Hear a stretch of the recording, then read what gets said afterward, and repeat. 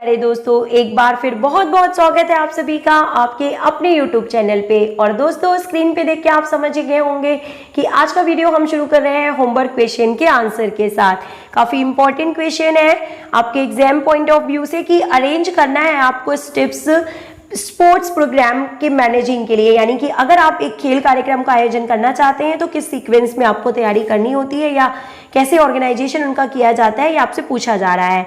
And option number 2 is correct here. देखिए, पहला step जो होता है वो होता है प्लानिंग, ठीक है, और जो दूसरा स्टेप होता है वो होता है बजटिंग, थर्ड स्टेप जो होता है वो है स्टाफिंग एंड फोर्थ स्टेप जो है वो है डायरेक्टिंग। तो ऑप्शन नंबर 2 जो है वो यहाँ पे बिल्कुल करेक्ट है। ओके, तो दोस्तों हमारे चैनल पे लगातार आपकी सभी कॉम्पिटेटिव एग्जाम में प्रिपरेशन में हेल्प करने के लिए वीडियोस प्रोवाइड किए जा रहे हैं, तो आप वीडियो को पूरा लास्ट तक जरूर देखा कीजिए। और काफी वैकेंसीज आई हुई हैं इन दिनों, तो अगर आप सफलता प्राप्त करना चाहते हैं तो हमारे चैनल को सब्सक्राइब करना बिल्कुल ना भूलें। चलिए मूव करते हैं नेक्स्ट क्वेश्चन की ओर।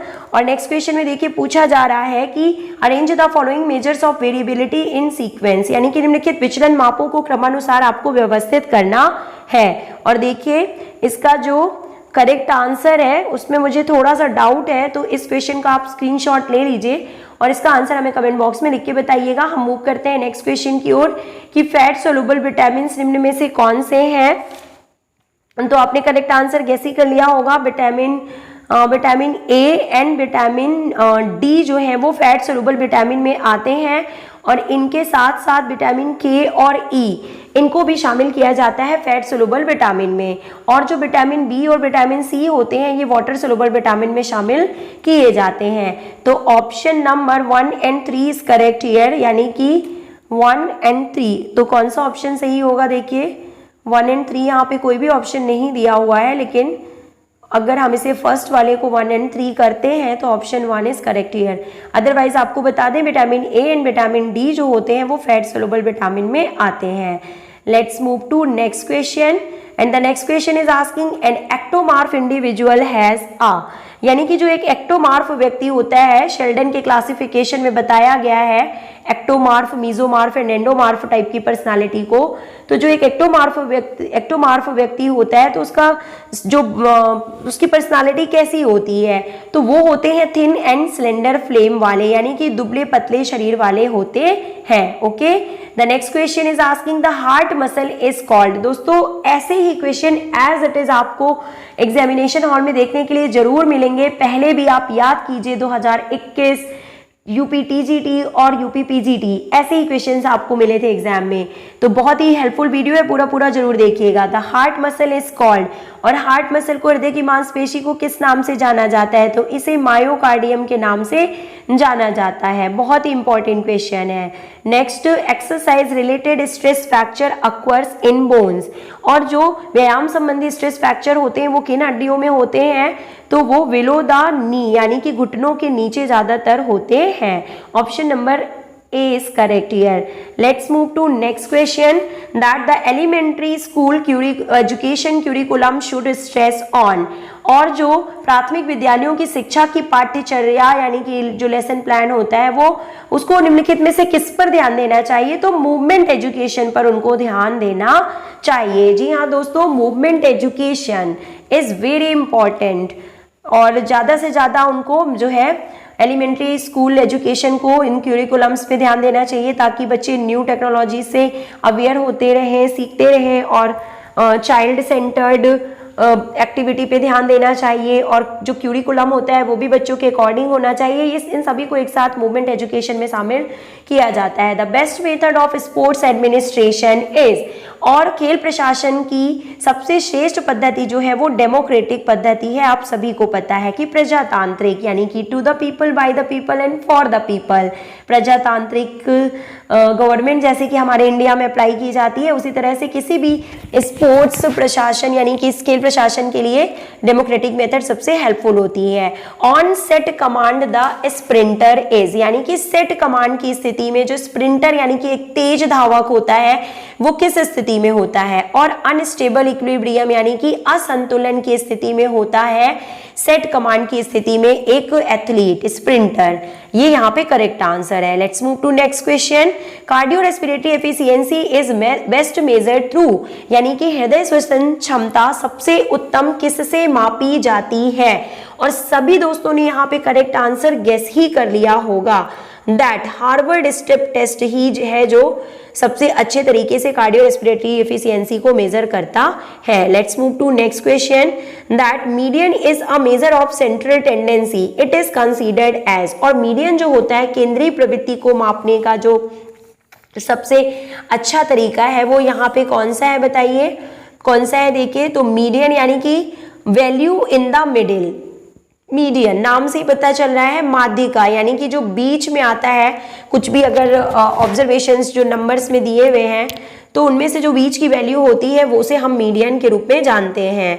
Next, insulin is secreted by, और इंसुलिन हार्मोन का सिक्रीशन पैंक्रियास ग्लैंड से होता है, आप सभी को पता है। पैंक्रियास ग्लैंड जो कि एक हेटेरोक्लाइन ग्लैंड के रूप में जानी जाती है, जो कि एक तरफ पैंक्रियाटिक जूस का सिक्रीशन करती है, वो दूसरी तरफ इंसुलिन हार्मोन का सिक्रीशन भी करती है। बीटा सेल्स के द्वारा इंसुलिन हार्मोन का सिक्रीशन किया जाता है और ये हम जो है ब्लड शुगर लेवल को मेंटेन करने में बहुत ही हेल्पफुल होता है। इसका मेन फंक्शन ये होता है ब्लड शुगर लेवल को मेंटेन करना, यानी कि ब्लड में शुगर की मात्रा को ज़्यादा नहीं होने देता है इंसुलिन, और जैसे ही इसकी कमी हो जाती है तो हमें डायबिटीज़ की प्रॉब्लम हो जाती है। The main role of physical education teacher is identified with uh, और शारीरिक शिक्षा के शिक्षक की प्रमुख भूमिका की पहचान किस रूप में होती है। तो एक शारीरिक शिक्षक जो होता है वो होता है एक लीडर। जी हाँ दोस्तों, एक लीडर के रूप में, एक नेता के रूप में हमेशा पहचान की जाती है फिजिकल एजुकेशन टीचर की। Identify the area which is not so required to be successful in teaching profession, यानी कि शिक्षण व्यवसाय को सफलता के लिए अति आवश्यक जो नहीं है उनमें इनमें से कौन सा है। तो देखिए social service, social service is correct answer कि शिक्षण व्यवसाय को सफलता के लिए, क्योंकि यहाँ पे बात की जा रही है profession, teaching profession, successful in teaching profession की बात की जा रही है। अगर हम टीचिंग प्रोफेशन की बात कर रहे हैं तो देखिए कम्युनिकेशन अच्छा होना चाहिए, इंस्ट्रक्शन, ह्यूमन रिलेशन, ये सभी सही है। सोशल सर्विसेज जो है वो इतना इंपॉर्टेंट नहीं होगा। Okay, let's move to next question. Purpose of the test is measured through, और परीक्षण का प्रयोजन किसके माध्यम से मापा जाता है। तो देखिए थोड़ा सा मुझे यहाँ पे भूल रहा है, ऑब्जेक्टिविटी होगा या validity. The purpose of the test, validity is correct answer. Purpose of the test यानी वैधता, यानी कि जिस परीक्षण को मापने के उद्देश्य से इसे बनाया गया है, अगर ये उसी टेस्ट को मेजर करता है तो इसे हम वैलिडिटी के नाम से जानते हैं। थोड़ा सा आप इसे चेक कर लीजिएगा। ओके दोस्तों, let's move to next question and the next question is there that निम्नलिखित में से कौन सा आहार तत्व शरीर में ताप तथा ऊर्जा उत्पन्न नहीं करता। कौन सा ऐसा न्यूट्रिएंट है जिससे हमें कोई भी ऊर्जा नहीं मिलती है। और सभी दोस्तों ने करेक्ट आंसर गेस कर लिया होगा, विटामिन और खनिज, यानी कि विटामिन एंड मिनरल्स से हमें किसी भी प्रकार की कोई ऊर्जा प्राप्त नहीं होती है। Option number second and fourth is correct answer. इसके अलावा कार्बोहाइड्रेट और प्रोटीन और जो फैट होते हैं, कार्बोहाइड्रेट एंड फैट जो होते हैं वो मेनली एनर्जी गिविंग फूड के रूप में जाने जाते हैं। Internal load is judged bye, और आंतरिक भार की परख की जाती है। ये देखिए दोस्तों, आंतरिक भार की बात यहाँ पे की जा रही है। तो बताइए आप करेक्ट आंसर क्या होगा आंतरिक भार के लिए, क्या क्या होगा यहाँ पे। देखिए पल्स रेट, ओके, अगर पल्स रेट कैसा है, नॉर्मल है, ज़्यादा है, कम है। और दूसरा लैक्टिक एसिड एक्यूमुलेशन, यानी कि किस तरह का लोड है और जो एक्यूमुलेशन होता है, लैक्टिक एसिड बन रहा है, नहीं बन रहा है, ज़्यादा बन रहा है या कम बन रहा है। तो इंटरनल लोड का जो जजमेंट होता है, आंतरिक भार की जो परख की जाती है वो दो तरीकों से की जाती है, पल्स रेट से और लैक्टिक एसिड के इकट्ठा होने से। तो again option number second and fourth is correct here, यानी कि option number 2 is correct here. Okay दोस्तों, let's move to next question. देख लीजिए आप यहाँ पे इंटरनल लोड का संबंध जो है किससे है। तो load volume and load intensity भी ऑप्शन है यहाँ पे। तो अगर आपको किसी भी क्वेश्चन में डाउट है तो आप उसका आंसर हमें कमेंट बॉक्स में लिख सकते हैं। Let's move to next question. While constructing time table for physical education class the factors to be considered. बहुत ही अच्छा क्वेश्चन है। देखिए कि जब भी हम एक शारीरिक शिक्षक की के लिए टाइम टेबल बनाते हैं तो हमें कौन से मेन फैक्टर्स का ध्यान रखना चाहिए। तो देखिए क्या क्या होता है, अवेलेबिलिटी ऑफ द फैसिलिटीज़, यानी कि कितनी फैसिलिटीज़ है हमारे स्कूल में, इंस्ट्रूमेंट्स हैं नहीं है हमारे जो इंस्टीट्यूट में, और क्या क्या फैसिलिटीज़ हैं और कितने टीचर्स हैं, हम कितने पीरियड बच्चों को खिला सकते हैं, ये सारी चीज़ें, और बच्चों की नीड के अकॉर्डिंग, स्टूडेंट्स नीड, तो अवेलेबिलिटी ऑफ फैसिलिटीज़ और स्टूडेंट्स नीड के अकॉर्डिंग ही हमें शारीरिक शिक्षक का टाइम टेबल जो है डिसाइड करना होता है। ओके, काफ़ी अच्छा क्वेश्चन है। Let's move to next question. Which of the following components do not produce heat and energy? पहले ही हमने आपको बता दिया, vitamin and minerals is correct answer. Okay, let's move to next question. And the next question is asking कि arrange the organs of circulatory system in a sequence through which blood flows. तो blood जो होता है हमारे शरीर में circulatory system के through जो ब्लड का सर्कुलेशन होता है वो हार्ट से सभी बॉडी पार्ट्स में होता है, सभी सेल्स में पहुंचता है, और ब्लड के थ्रू ही हमें ऑक्सीजन, न्यूट्रिएंट्स, मिनरल्स और इन सभी चीज़ों का जो है की सप्लाई होती है ब्लड के सर्कुलेशन से। तो ये ब्लड का जो फ्लो होता है या सर्कुलेशन होता है हमारे सभी बॉडी पार्ट्स में, वो किस तरह से होता है? तो देखिए, सबसे पहले ब्लड होता है हार्ट में, हार्ट से ये मूव करता है एओर्टा की ओर, जो कि लेफ्ट वेंट्रिकल से जुड़ी होती है, द लार्जेस्ट आर्टरी जिसे बोलते हैं, सबसे बड़ी महाधमनी के रूप में जिसे जाना जाता है, और एओर्टा से फिर ये मूव करेगा आर्टरीज में, आर्टरी में जाएगा, और आर्टरी जो है ये लेके जाएगी कैपिलरीज की ओर और फिर सभी सेल्स की ओर। तो option number 1, 2, 3, 4 is correct answer. Option number 2 is correct here. रक्त के प्रवाहित होने के क्रम में परिसंचरण तंत्र के विभिन्न अंगों को आपको व्यवस्थित करना था। 1, 2, 3, 4 it is correct answer. In the quest of performance enhancement following types of competitions are played, यानी कि प्रदर्शन में बढ़ोतरी करने के लिए निम्नलिखित प्रकार की प्रतियोगिताएं खेली जाती हैं।